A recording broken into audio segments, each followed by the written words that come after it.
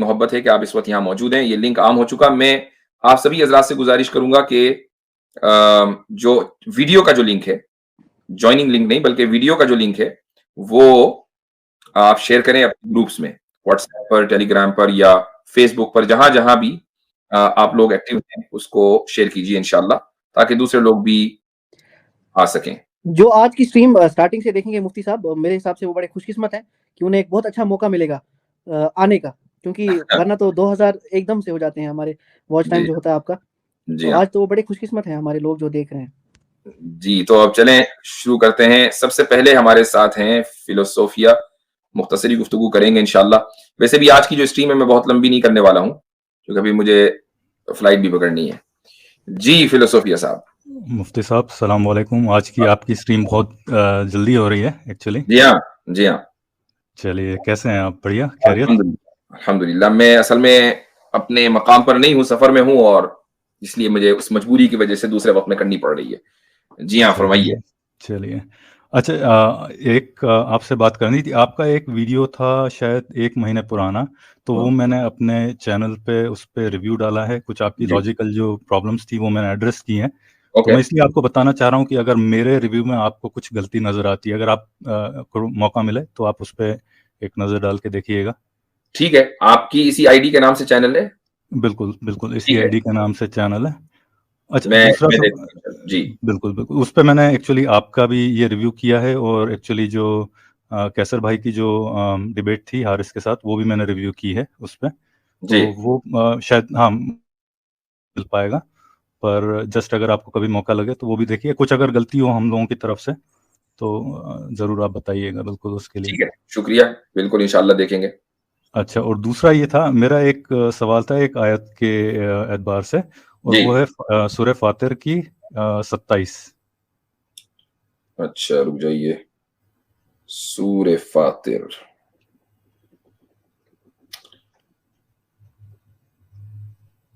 کی 27.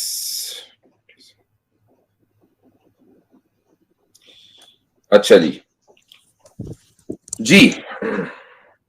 الم تر ان اللہ انزل من السماء ماء. جی اس میں کیا سوال ہے آپ کا؟ میں 1 منٹ خود نکال لوں ذرا, میں دیکھ لوں کہ میں صحیح پوچھ رہا ہوں یا نہیں. جی ٹھیک ہے. تو اس میں آپ میرے کو بتائیں, ہاں اس کا آپ میرے کو ترجمہ بتائیں گے ذرا, کیا ہے, کون کس سے مخاطب ہے, کیا ہو رہا ہے یہاں پہ, کس چیز کی بات ہو رہی ہے؟ پہلے آپ سوال کر لیں اپنا, پھر بتاؤں گا نا. اب مجھے کیا پتا کہ آپ کے ذہن میں کیا سوال ہے. اب پتا چلا میں نے کچھ اور اس کی تفصیل کر دی, ٹائم ضائع ہو گیا. اچھا ٹھیک ہے. چلیے تو میرا سوال یہ ہے کہ یہ اس میں مخاطب کون ہے, یہ تو کلیئر ہے. ٹھیک ہے, یہ کون سی جگہ کی بات ہو رہی ہے, کیا لوکیشن ہے اس میں؟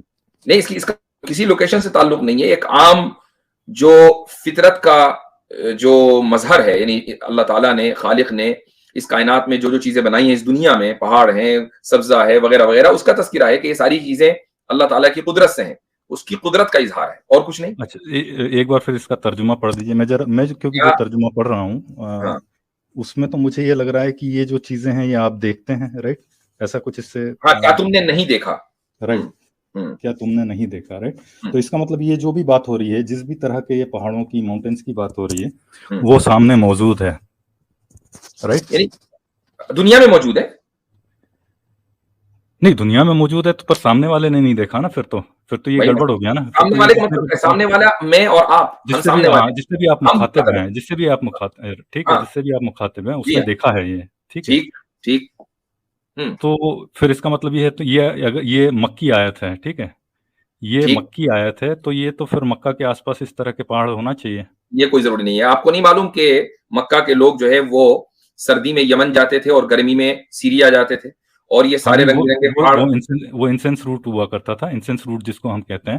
ہاں, تو لوگ تو پوری یعنی اس پورے پیننسلا سے باہر جا کے سفر کرتے تھے, یعنی ان علاقوں میں بھی جاتے تھے جہاں برف پڑتی ہے. سیریا میں آج بھی برف پڑتی ہے, آپ کو معلوم ہونا چاہیے. ہاں سیریا میں پڑتی ہے. میں آپ کی بات اگر آپ یمن میں چلے جائیں تو یمن میں تو پورے سبز آپ کو پہاڑ مل جائیں گے. لیکن پوائنٹ یہ نہیں ہے کہ یہ صرف اہل مکہ کو, قرآن صرف اہل مکہ کے لیے نہیں ہے.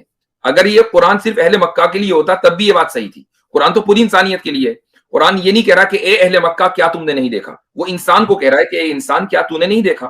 کہ اللہ نے آسمان سے پانی اتارا پھر ہم نے اس کے ذریعے رنگ برنگے پھل اگائے, تو انسان نے پہاڑوں کو دیکھا ہے. یہ جو ہے یہ کرنٹ فارم میں بات ہو رہی ہے, یہ دیکھا پاسٹ کی بات نہیں ہو رہی انسانوں کے, رائٹ, جو سامنے ہے اس سے بات ہو رہی ہے, رائٹ. یہ اسی لیے میں آپ سے ترجمہ جاننا چاہتا ہوں, اسی لیے میں آپ سے ترجمہ بتا دوں, یا آپ کو یہ بھی بتا دوں کہ قرآن میں جہاں رعا یرا کا معنی لفظ آتا ہے تو وہ علیمہ کے معنی میں بھی ہوتا ہے, یعنی دیکھنا جاننے کے معنی میں بھی ہوتا ہے. یہ ضروری نہیں کہ آپ نے اپنی آنکھ سے دیکھا ہو, اگر آپ یہ جانتے ہیں تو بھی یہ اسٹیٹمنٹ ٹرو ہے. کہ کیا تم نہیں جانتے؟ تو ایک آدمی نے مثلاً ہمالیہ کا سفر نہیں کیا لیکن بہرحال وہ جانتا ہے کہ ہمالیہ کا پہاڑ موجود ہے, تو یہ بھی اس میں شامل ہے. چلیے ٹھیک ہے, اچھا یہ آپ کی ہائپوتھیسس ہو گئی, ٹھیک ہے, یہ میں آپ کے اس کو ریسپیکٹ کرتا ہوں پوری طرح سے. اب یہ میں نے ویسے نہیں کہا, یہ ڈکشنری میں ہے. نہیں میں مطلب یہ کیونکہ اس میں جو میننگ آ رہا ہے, جو ترجمہ کو چھوڑ دیجیے. دیکھیے ایک بات سنیے, میں تو ترجمے کے اوپر رلائی کرتا ہی نہیں ہوں. میں نے لفظ بولا علم ترا ان اللہ. اب یہاں پر میں آپ کو ایک رول بتا دیتا ہوں کہ رعا کے معنی ڈکشنری میں دیکھنے کے آتے ہیں, لیکن اگر رعا کے ساتھ آبجیکٹ استعمال ہو اور وہ آبجیکٹ ایک نہیں دو استعمال ہو, تو اب ایسی صورت میں رعا جاننے کے معنی میں بھی استعمال ہوتا ہے. یہ باقاعدہ ڈکشنری میں لکھا ہوا ہے.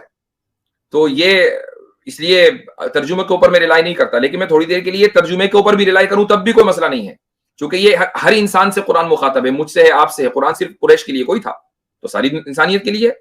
ٹھیک ہے, چلیے آپ کی میں بات مان گیا, جو آپ کہہ رہے, میں مان نہیں گیا, مطلب میں یہ مان گیا کہ یہ اس کا آپ اس طرح سے مطلب لیتے ہیں, پر میں جو اس کا مطلب لیتا ہوں, اور شاید آپ کو میری ٹیک معلوم ہے, مجھے جو لگتا ہے وہ یہ ہے کہ قرآن جو ہے وہ over a period of time reveal ہوا ہے, اور اس کے مختلف سوراز یا مختلف آیات جو ہیں وہ الگ الگ جگہ سے پہ ریویل ہوئی ہیں. کچھ جیسے جو لوط کا قصہ ہے, وہ جو پلر آف سالٹ ہے, وہ تو ڈیڈ سی کے پاس میں ہے, ٹھیک ہے, وہ بھی ایک آیت ہے, اس کو بھی آپ کہہ سکتے ہیں. یہ جو آیت ہے, یہ شیراز جو ایران ہے, سدرن ایران جو ہے, وہاں پہ اس طرح کے پہاڑ ملتے ہیں, اور وہ مختلف ایک ہی طرح کے پہاڑ ہیں جس پہ لال, سفید اور کالی سٹریکس ملتی ہیں. یہ دنیا میں آپ کو کہیں نہیں ملے گا, یہ صرف شیراز کے پاس میں ایران میں ہی آپ کو ملے گا. تو یہ جو ہے یہ جو کوفہ سے پاس میں ہے یہ علاقہ, اور یہ جب کوفہ میں, یہ میری سوچ ہے, آپ شاید اس سے اتفاق نہیں رکھیں گے. آپ نے غلط, آپ نے یہ کہ شیراز میں ہی ایسے پہاڑ ہوتے ہیں. ترجمہ دیکھ لیجیے کیا ہے, وَمِنَ الْجِبَالِ جُدَدٌ بِيضٌ وَحُمْرٌ مُخْتَلِفٌ أَلْوَانُهَا. اور پہاڑوں میں بھی ایسے پہاڑ ہیں کہ جو رنگ برنگے ہیں, سفید ہیں, لال ہیں, کالے ہیں. تو یہ کسی ایک پہاڑ کے بارے میں بات نہیں ہو رہی, پہاڑوں میں الگ الگ رنگ کے پہاڑ ہیں, اس کی بات ہو رہی ہے کہ یہ خدا کی قدرت ہے کہ اس نے صرف ایک کلر کے پہاڑ پوری دنیا میں نہیں بنائے. یہ سفید, کالے اور لال سٹریکس لکھا ہے نا اس میں, سٹریکس والے. نہیں ایسے یہ تو نہیں لکھا, اس میں صرف یہ ہے کہ پہاڑوں میں بھی ایسے ٹکڑے ہیں جو رنگ برنگ کے سفید, اس کو آپ ٹکڑا لے رہے ہیں, اس کو جو ٹکڑا ہے, ٹکڑا جو ہے وہ سٹریکس ہے. ٹھیک ہے. تو چلے میں نے مان لیا کہ شیراز میں یہ پہاڑ ہیں. سوال کیا ہے اس کا, مطلب اس پہ اعتراض کیا ہوا کہ صرف یہ آیت شیراز والوں کے لیے ہے؟ میں یہ کہہ رہا ہوں کہ یہ جس بھی وقت میں یہ آیت لکھی گئی ہوگی, یہ میرے خیال سے عباسیوں کے دور میں لکھی گئی ہے, اور یہ کوفہ آپ نے, میں ہاں مطلب اب آئے ہیں مطلب پہ, ہاں میں یہ سوچ رہا تھا. تو اچھا, مطلب آپ کو ایسا کیوں لگتا ہے, میں ایک سوال آپ سے کرتا ہوں, آپ کو ایسا کیوں لگتا ہے کہ ایک آدمی جب اپنے سامنے کوئی چیز دیکھے گا تو تبھی وہ کسی چیز کو کمپوز کرے گا؟ Point number 1. پوائنٹ نمبر 2, آپ کو ایسا کیوں لگتا ہے کہ قرآن جس زمانے میں نازل ہو رہا تھا, یعنی محمد صلی اللہ علیہ وسلم کے زمانے میں, تو ان کو دنیا کا کچھ پتا نہیں تھا؟ کیا اس زمانے میں وہ روم اور اسی طریقے سے فارس کے علاقوں میں نہیں جایا کرتے تھے؟ تو مجھے یہ بتا دیجیے, یعنی عباسی, یہ فارس کا علاقہ تو حضرت عمر کے زمانے میں فتح ہو گیا, آپ عباسیوں تک کیوں لے کر کے چلے گئے؟ نہیں, یہ آپ یہ بھی کہہ سکتے تھے کہ حضرت عمر نے گڑھ دی ہوگی, الیاذ باللہ, عباسی تک لے جانے کی کیا ضرورت ہے؟ تاریخی کتابوں میں یہ کوئی قصہ نہیں, واقعہ نہیں ملتا کہ حضور جو ہے وہ شیراز یا کوفہ کے علاقے میں گئے. یمن تک کا ہے. بھائی ہمارا تو یہ دعویٰ ہی نہیں ہے کہ آپ صلی اللہ علیہ وسلم نے یہ کلام لکھا ہے, ہمارا تو دعویٰ یہ ہے کہ یہ اللہ کا کلام ہے. تو جو اللہ یعنی جس اللہ نے پہاڑ بنائی ہے اس کا کلام ہے. سوال یہ ہے کہ کیا آپ نے نہیں دیکھا؟ آپ زیادہ سے زیادہ یہ کہہ سکتے ہیں کہ مخاطب نے وہ پہاڑ نہیں دیکھے تھے. تو مخاطب مخاطب پوری انسانیت ہے, ٹھیک ہے. اب آپ یہ کہیں کہ نہیں, عرب کے لوگ یہ کہہ سکتے تھے کہ بھائی ایسے پہاڑ کہاں ہوتے ہیں, ایسے پہاڑ تو کہیں دنیا میں موجود ہی نہیں ہے. تو اس کا میں جواب دے رہا ہوں کہ عرب کے لوگ رومن علاقوں میں بھی جاتے تھے, یمن بھی جاتے تھے, فارس بھی جاتے تھے, یہاں تک کہ آپ کی جو ملحدین کی جو کمیونٹی ہے اس میں ایک آپ کا بہت بڑا ہیرو ہے, اس کا نام ہے علی سینا, آپ نے سنا ہی ہوگا, بالکل نام تو سنا ہوگا اس کا, بالکل ہے نا, اس کی کتاب بھی پڑھی ہوگی. نہیں وہ ہیرو نہیں ہے, آپ یہ ہیرو ہیرو ہے, ارے نہ مانے وہ ہے ہیرو آپ کا, چونکہ سارے اسی کو پوچھ کرتے ہیں, اس کی کتاب بھی پڑھی ہوگی. ایک منٹ میں واضح کر دیتا ہوں, آپ نے جب علی سینا کہا نا تو مجھے لگا کہ ابن سینا کی آپ بات کر رہے ہیں. نہیں نہیں, میں علی سینا کی بڑا اسکالر تھا, تو میں نے اس کا, میں علی سینا کی بات کر رہا ہوں جو اس کی کتاب ہے نا. اچھا, یہ آپ یہ کینیڈین انڈرسٹینڈنگ محمد, نہیں وہ میں نے نہیں پڑھی ہے. اچھا چلیے پڑھ لیجیے گا ہدایت کی نیت سے, کہ اس میں چونکہ جو کچھ لکھا ہے وہ نہایت واہیات لکھا ہے. اس نے ایک بات لکھی ہے, وہ یہ لکھی کہ حارث بن کلدہ ایک صحابی تھے رضی اللہ عنہ, اور ان کا فارس آنا جانا بہت زیادہ تھا, اور وہاں پر جالینوس جو قدیم جس کا نام ہے طبیب ڈاکٹر ہے وہ, تو اس کا جو اس کی جو کتابیں یا اس کا جو فن تھا طب کا, وہ دراصل فارس کے علاقے کے اندر پڑھایا جاتا تھا. تو حارث بن کلدہ رضی اللہ عنہ وہاں جاتے تھے, وہاں سے انہوں نے طب سیکھی, اور واپس آ کر وہ عربوں میں جب کوئی بیمار ہوتا تھا تو وہ ٹریٹمنٹ کیا کرتے تھے. تو رسول اکرم صلی اللہ علیہ وسلم نے بھی ان کا ٹریٹمنٹ لیا ہے. تو اس نے یہ اعتراض کیا کہ حدیثوں کے اندر جو طب, بہت سی حدیثیں ایسی ہیں کہ جن کا تعلق طب سے ہے, میڈیکل سے ہے, تو یہ دراصل حارث ابن کلدہ سے سیکھا ہے, اور وہ فارس سے سارا لے کر آئے تھے, محمد صلی اللہ علیہ وسلم نے اس کو اون کر لیا. تو اب پوائنٹ یہ ہے کہ آپ ایک جہاں مرضی ہوتی ہے وہاں آپ کی جو کمیونٹی ہے وہ اپنی بات کر دیتی ہے. چونکہ یہاں مفاد اس میں تھا کہ فارس سے کنیکشن کو ثابت کیا جائے, تو یہ مان لیا گیا کہ حارث ابن کلدہ محمد صلی اللہ علیہ وسلم کے دور میں اور آپ سے پہلے بھی فارس جایا کرتے تھے. اب چونکہ آپ کا مفاد اس آبجیکشن سے اس میں ہے کہ فارس سے کنیکشن کو ثابت نہ کیا جائے, لہٰذا آپ نے کہا کہ وہ تو فارس کو جانتے ہی نہیں تھے. نہیں, میرا سوال یہ نہیں, دونوں الگ الگ چیزیں ہیں. آپ جو بات کر رہے ہیں, جو ابن کلدہ جو ہے اس کا لوکیشن جونڈی شاپور سے اس کا تعلق تھا, ٹھیک ہے, وہ تو ایران کا علاقہ تھا, وہ تو آپ صحیح بول رہے ہیں, پر وہاں تو اسٹیبلشڈ ہے کہ پرائیوری اگر آپ کو کوئی انفارمیشن ہے کہ وہاں پہ ایک یونیورسٹی ہوا کرتی تھی جو اس زمانے میں نہ کوئی یونیورسٹی تھی نہ کچھ تھا, لیکن مجھے ابھی جونڈی شاپور, سن لیجیے, اس کو ڈیبنک کیا جا چکا ہے. مجھے اس موضوع پر بات نہیں کرنی ہے, میں اسی موضوع پر رہنا چاہتا ہوں. وہ تو میں نے اپنے آرگیومنٹ کے طور پر دیا, ورنہ موضوع کہیں سے کہیں اور چلا جائے گا. کیا آپ یہ کہہ رہے ہیں کہ جس زمانے میں قرآن نازل ہو رہا تھا اس زمانے میں عربوں کو فارس کا پتہ نہیں تھا؟ کیا آپ یہ کہہ رہے ہیں؟ نہیں, ایسا نہیں کہہ رہا ہوں میں. کیا آپ یہ کہہ رہے ہیں کہ عربوں میں سے کچھ لوگوں نے فارس کا سفر نہیں کیا تھا؟ نہیں, ایسا بھی نہیں کہہ رہا ہوں. بالکل. تو آپ کی جب یہ دونوں بنیادی آپ نہیں مان رہے ہیں, تو پھر آپ یہ کیسے کہہ رہے ہیں کہ ان کو پتہ نہیں ہوگا کہ شیراز میں اس طرح کے پہاڑ ہیں؟ نہیں, پھر اس آیت کا کوئی مطلب ہی نہیں رہ جاتا. پھر اس کو کیوں ڈالا گیا ہے یہاں پہ؟ مطلب یہ بالکل یہ ہے کہ ویسٹیج آف ویلیویبل ریسورس. اگر آپ اس بات کہ عرب کے اندر جو پہاڑ ہیں ان کا کلر کیسا, سیریا کے اندر, یمن کے اندر پہاڑ ہیں ان کا کلر دوسرا, اور شیراز کے اندر پہاڑ ہیں تو ان کا کلر تیسرا, دنیا بھر میں آپ ماؤنٹ ایوریسٹ چلے جائیں تو اس کا کلر دوسرا. تو پوائنٹ یہ ہے کہ اللہ تعالیٰ قدرت کی بہت سی, فطرت کی جو چیزیں ہیں اس دنیا کے اندر, ان کا جگہ جگہ اظہار کرتا ہے اپنی قدرت بیان کرنے کے لیے. کیا قرآن نے یہ نہیں کہا کہ ہم بارش برساتے ہیں؟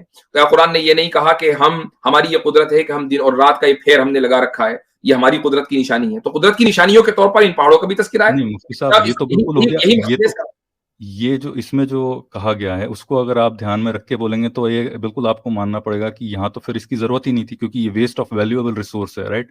آپ کے پاس 6000 کچھ چند آیتوں کے لیے جو جگہ ہے اس میں آپ اس کو اگر استعمال کر رہے ہیں تو یہ انہی کی طرف سے آ سکتا ہے جن کا کوئی ایک اپنا پولیٹیکل یا کچھ ایجنڈا ہو, جو اپنا کہنا چاہتے ہوں کہ ہاں یہ دیکھیے کہ یہ جو پہاڑ ہیں آپ نے نہیں دیکھے, یہ بھی جو ہیں یہ اللہ کے بنائے ہوئے ہیں, رائٹ. تو یہ میری طرف میں ویسٹ آف ریسورسز کی بات کر لیتا ہوں. قرآن کا آپ کو کیا لگتا ہے کہ سبجیکٹ میٹر کیا ہے؟ نہیں, ویسٹ آف ریسورس نہیں, آپ نے میرے کو شاید تھوڑا اسٹرانگ مین کر دیا. میں نے کہا کہ ویسٹ آف ویلیویبل اسٹیٹ بولنا چاہیے. آپ نے بولنا چاہیے نہیں, آپ نے کیا بولا وہ بتائیے. ریسورس بولا آپ نے؟ نہیں بولا. نہیں, اسٹیٹ, ویلیویبل اسٹیٹ بولنا چاہیے. وہ بھائی جگہ جو ہے اس میں چند آیتیں آ سکتی ہیں. آپ بولا نا پہلے, کیا بولا آپ نے؟ کہا میں نے اسٹرانگ مین کر دیا. پہلے آپ نے بولا waste of resource, valuable resource, یہ آپ نے بولا کہ ہو سکتا ہے میں نے غلط, میرے الفاظ میرے ہو سکتا ہے غلط ہو گئے, مجھے دھیان نہیں. میں یہی کہنا چاہتا ہوں کر دیا. چلیں اب مجھے ایک بات بتائیے, قرآن کا ٹاپک کیا ہے؟ قرآن کا ٹاپک جو ہے وہ ایک میسج دینا ہے اور انسانیت کو. اگر وہ تو آپ کا ماننا ہے نا, میرے حساب سے تو وہ انسانی کتاب ہے. ٹھیک ہے چلو تھوڑی دیر کے لیے for the sake of argument مان لیا, ہر کتاب کا کوئی نہ کوئی سبجیکٹ میٹر ہوتا ہے نا, وہ سبجیکٹ میٹر کیا ہے؟ وہ سبجیکٹ میٹر انسان ہے بیسیکلی, ان کو ایک جو بھی ہدایت ہے, ٹھیک ہے. ہدایت کس چیز کی؟ ہدایت زندگی جینے کی یا آخرت کی, جو بھی آپ کہہ لیجئے. خدا کے وجود اور خدا کے ایک ہونے اور اس کی قدرت کاملہ کی, کہ بھئی وہ قادر مطلق ہے, وہ ایک ایبسولوٹ پاور رکھتا ہے, یہی اسی کی تو ہدایت ہے. یہ سارا جو پورا یہ سارا ٹھیک ہے. اب جب قرآن کا مقصد یہ ہے کہ اس بات کو ثابت کیا جائے انسانوں کے سامنے کہ خدا موجود ہے, اور وہ خدا جو موجود ہے وہ ایک عام نہیں ہے, عام انسانوں کی طرح نہیں ہے کہ اس کے پاس لمیٹڈ پاور ہے, بلکہ اس کے پاس ایبسولوٹ پاور ہے اور وہی ہر چیز کا خالق ہے.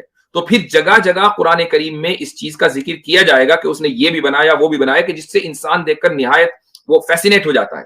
ہر اس چیز کا تذکرہ کیا جائے گا چونکہ اس سے خدا کی قدرت ثابت ہو رہی ہے. نہیں ہو رہی ہے, یہاں آپ کا اور میرا ڈسکنیکٹ. قدرت ثابت کرنے ہی کے لیے ان آیتوں کو ذکر کیا جاتا ہے. تو آپ کا یہ کہنا کہ ویسٹ آف کیا بتایا آپ نے, ویلیوبل اسٹیٹ کہہ لیجیے, رائٹ. تو یہ آپ کی انڈرسٹینڈنگ ہو سکتی ہے, لیکن بہرحال یہ انڈرسٹینڈنگ غلط ہے. ہاں اگر قرآن کا مقصد یہ ہوتا, سن لیجیے, اگر قرآن کا مقصد یہ ہوتا کہ بھئی ہم آپ کو قانون دیں گے کہ آپ زندگی کیسے گزاریں, یہ سبجیکٹ میٹر ہے, یہ سبجیکٹ میٹر ہے قرآن کا, اس میں صرف اسی پر بات ہوگی کہ آپ کی شادی کیسے ہوگی, آپ کا نکاح کیسے ہوگا, آپ کی طلاق کیسے ہوگی, بچے کیسے پیدا ہوں گے اور بچوں کی تربیت کیسے ہوگی, تو پھر اس میں اسی چیز کا ذکر ہوگا, پہاڑ دریا اور سمندر کا ذکر نہیں ہوگا. لیکن قرآن کا جو سبجیکٹ میٹر ہے وہ خدا کی توحید اور اس کی قدرت کو ثابت کرنا ہے, تو پھر یہ ساری آیتیں آئیں گی اس میں.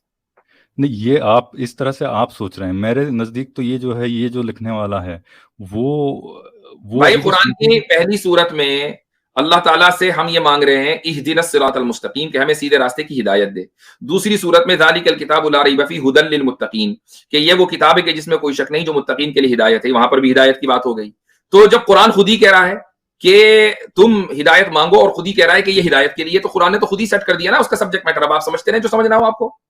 ہاں وہ تو یہ تو اس کے لیے صحیح ہے نا مفتی صاحب, جو اس کتاب کو آسمانی کتاب مانتا ہوں, رائٹ, وہ تو آپ کی بات صحیح ہے. آپ نے زمینی کتاب مانا, کتاب تو مان رہے ہیں نا آپ, یہ کتاب بھی نہیں ہے. نہیں بالکل کتاب مان رہا ہوں, میں تو یہ کہہ رہا ہوں کہ کوئی نہ کوئی سبجیکٹ میٹر ہوتا ہے اور اس کا آتھر یہ طے کرتا ہے. مان لیجیے آپ نے اس کو آتھر محمد صلی اللہ علیہ وسلم کو مان لیا یا عباسی خلیفہ کو مان لیا, کسی کو بھی مان لیا, ٹھیک ہے, اس نے سبجیکٹ میٹر طے کر دیا. چلیے آپ کی تھوڑی دیر کے لیے for the sake of argument یہ مان لوں کہ for the sake of argument کہہ رہا ہوں والعیاذ باللہ, کہ مان لیجیے خدا موجود نہیں ہے, ٹھیک ہے, عباسیوں نے ویسے ہی قرآن کریم گڑھ دیا. نہیں عباسیوں نہیں, میں تھوڑا سا اس پہ پیچھے جاؤں گا. امویوں نے گڑھنا شروع کیا. امویوں سے لے کر عباسیوں نے, بھائی میں آپ کے ساتھ چل رہا ہوں نا, امویوں سے لے کر انسانوں, امویوں سے لے کر عباسیوں نے 1000 لوگوں نے قرآن کو گڑھ دیا, ٹھیک ہے, 1000 لوگوں کا یہ کام ہے, تھوڑی دیر کے لیے مان لیجیے. لیکن جن لوگوں کا بھی یہ کام ہے, انہوں نے یہ طے کر دیا کہ اس کتاب کا سبجیکٹ میٹر ہدایت ہے اس اللہ کی جو آپ کے نزدیک ایگزسٹ نہیں کرتا.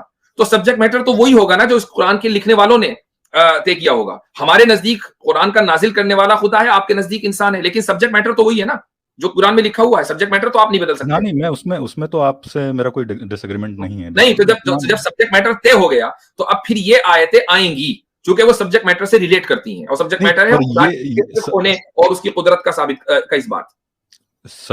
نہیں, سوال یہ نہیں ہے کہ یہ سبجیکٹ میٹرز آئیں گے یا نہیں, سوال یہ ہے کہ یہ کیا صحیح طریقہ ہے کہ نہیں اپنے آپ کو پیش کرنے کا یا اپنا ثبوت دینے کا. دوسرا طریقہ نہیں ہو سکتا, کیونکہ جب خدا یہ اپنی قدرت کو ثابت کر رہا ہے تو ظاہر سی بات ہے کہ جن چیزوں سے انسان فیسینیٹ ہوتا ہے ان کے بارے میں بات کی جائے گی کہ یہ خدا کی ہی قدرت کا نتیجہ ہے.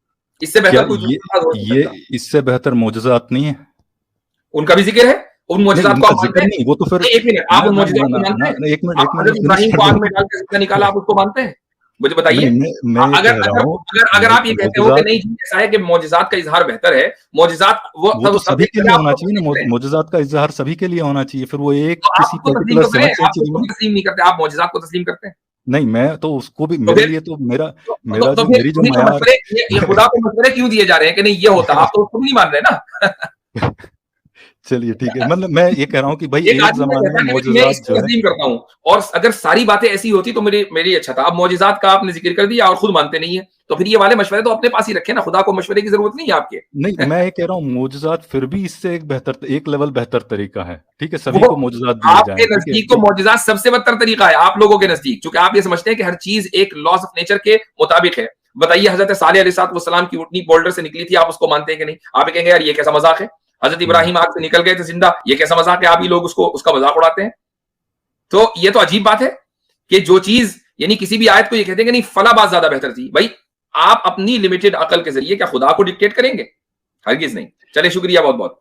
چلیے مفتی صاحب وہ کوشش کر کے آپ وہ ضرور دیکھیے. آپ سے ہمیشہ بات کر کے اچھا لگتا ہے. یہ تو ڈیفینیٹلی ہمارے جو اختلافات ہیں وہ تو رہیں گے، شاید آپ کے نزدیک آخرت تک رہیں گے، پر گفتگو جاری رہنا چاہیے. آپ اگر موقع ملے گا آپ ضرور دیکھیے وہ ویڈیو. اگر کچھ کمنٹس ہوں آپ کے ضرور بتائیے، کچھ غلطی ہوئی ہماری طرف سے وہ بھی بتائیے گا. ٹھیک ہے، چلیے بہت بہت شکریہ. Thank you very much. سبق پھر پڑھ صداقت کا، عدالت کا، شجاعت کا، لیا جائے گا تجھ سے کام دنیا کی امامت کا. سبق پھر پڑھ صداقت